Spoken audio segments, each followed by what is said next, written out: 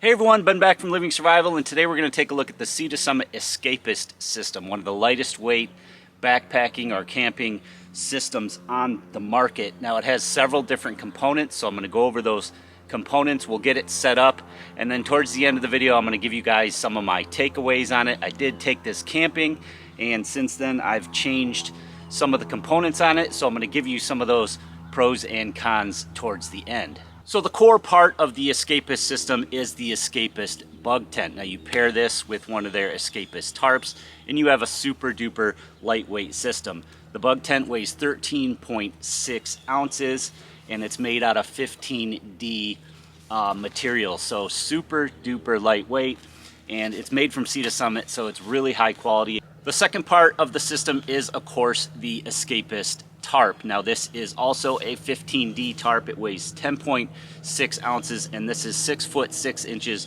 by 8 foot 6 inches. And this is the one that I paired with the system when I took it camping. Now they do also make a larger Escapist tarp, and that's one of the things that I didn't like so much about the smaller one. You pretty much had to have that in fair weather. It didn't really come down very far on the sides, and I felt like if there was any heavy rain or sideways rain, you'd get wet. So I got the larger one. This is also 15D, 15.5 ounces, so about 5 ounces heavier, and this is a 10 by 10. And finally, you have the Escapist ground sheet. Now this is cut to length to fit right under the bug tent. It's a great thing to have, especially if you are on rocky ground or ground that isn't completely soft. It's definitely good to have a ground sheet that's going to protect the underlayer of your shelter. Now these are great whether you use it with this system or you use it like under your hammock, for example, to lay out all your gear. Now of course you could just go to the store and pick up some regular Tyvek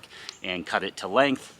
But let's go ahead and get the system all set up and I'll show you more about it. So it's easiest to set up the tarp first. You really want to make sure that the shelter is centered front to back and side to side. That way you're going to get even coverage all the way around, and it's going to make setting it up or hanging it from the tarp much easier.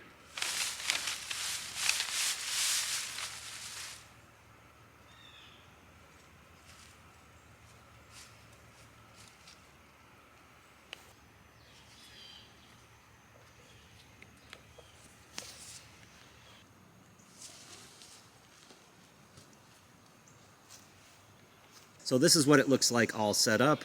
Real easy to do, whether you're going to use trekking poles or you could obviously tie the tarp to 2 separate trees. So if you're using trekking poles, you simply just slide the tip through these rubber reinforced grommets on both sides, and then you've got cord locks again, so you can tighten everything up.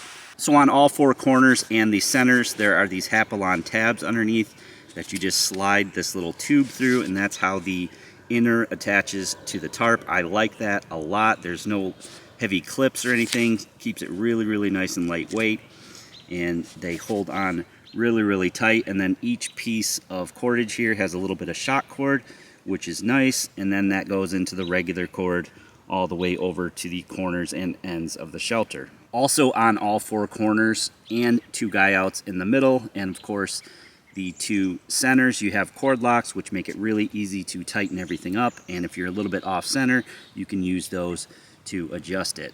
So this is the head end, a little bit taller than the tail end. You have a zippered access door there, and then I threw a sleeping mat in there to show you how much room you have in there. You have quite a bit of room. You could certainly sleep 2 people in there, or 1 with plenty of gear. So you get plenty of ventilation with the mesh all the way around, and then you're protected from the weather on the ground from these high bathtub style walls. And of course with the ground sheet underneath, you get that reinforcement and don't have to worry about any punctures. So the shelter slopes down towards the foot end, but you can see you've still got a ton of height there at your feet. Again, bathtub walls all the way around, and a ton more coverage front to back and side to side. I wouldn't worry so much about any type of weather with the larger tarp.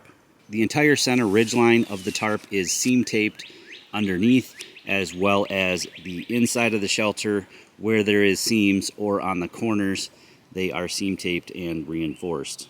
And then on the inside of the shelter, on all 4 corners, you have seam tape running all the way up and reinforced in the corners.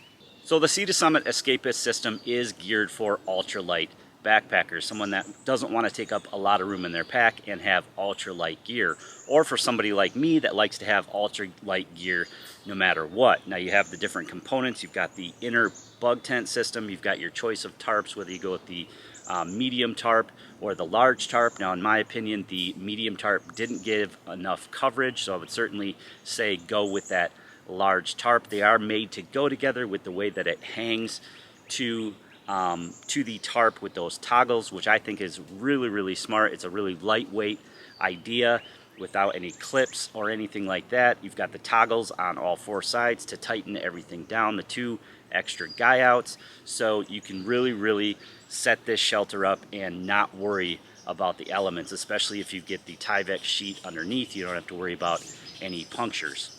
Overall, it's a really great system, and you get a lot of durability for as lightweight as it is. Now, I do have a few takeaways on this system. One is the stuff sacks. Of course, they are made to showcase how tightly the system can pack down and how little room it can take up in your pack, but it is tough to stuff those back in the stuff sacks, and that's one of my main concerns when I get a piece of gear, is how easy it is to stuff back in that stuff sack, especially if you're backpacking, for example. You're tired when you wake up, you're gonna hit that trail for miles and miles. The last thing you wanna do is sit there and try to stuff that thing in the sack all day long. So I do recommend maybe getting a larger Sea to Summit bag that you could put all the components in. It's still gonna take up the same amount of room in your pack and not add any weight. The second takeaway I have is go with the larger tarp. It adds, I think, 5 or 6 ounces to the system, and you get a lot more coverage. So you're going to be prepared if you do happen to get some rain or snow or any other type of weather. And finally, the Tyvek ground sheet. Now, the one that you can buy for the Escapist system is certainly nice. It's cut exactly to fit under the inner bug tent. It's got the grommets on all four sides, and it's got a sewn seam all the way around the edges. At the end of the day, though, it is Tyvek, so you can purchase that at a hardware store and simply cut it to fit. Overall, I feel Sea to Summit knocked it out of the park again with this shelter. It's something that I'm certainly going to keep in the vehicle because it doesn't take up any room, and the tarp can certainly be used on its own if you just need a little bit of extra shelter if you're camping. Even if you take a different tent system or shelter system, the tarps are so small and so lightweight that you could certainly have those as a part of your kit in the car. Sea to Summit, of course, makes great sleeping pads, sleeping bags, pillows, and all sorts of camp accessories, so you can really one-stop shop at Sea to Summit's website. And I'm going to put their link below in the description of the video, so you guys can go check out all their gear, including the Escapist system. So I want to know what you guys think. Make sure you leave me that comment in the comment section below. I do try to reply to all the comments that are on there. Make sure you give this video a big thumbs up for me. Hey, thanks a lot for watching, and if you haven't already done so, please consider clicking that red subscribe button and that notification bell to be notified of new videos.